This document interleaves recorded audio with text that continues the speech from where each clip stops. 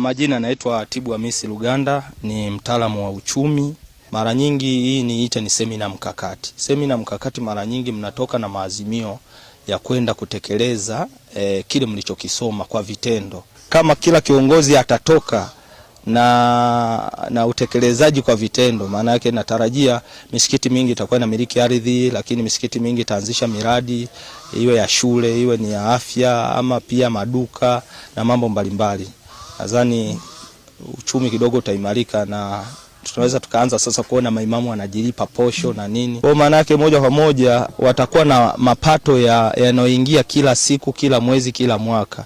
Kwa maana hiyo, maana yake yale mambo ambayo pengine walikuwa wanasubiria mfadhili, kwa mfano issue za chinjo, ilikuwa ni lazima watu tusubirie ng'ombe kutoka kwa wafadhili labda Uarabuni ama vitu vingine, lakini kama tutakuwa sasa hivi tuna uwezo wa kutengeneza miradi ya kiuchumi, tukamiliki frame, tukamiliki maduka labda ya uwakala wa fedha, tukamiliki shule, tukamiliki nini, basi kwa namna moja ama nyingine, maana yake utegemezi unakuwa mdogo sana na pengine unaweza kukoma kabisa, kwa sababu hata wale tunawategemea wafadhili wanahitaji thawabu.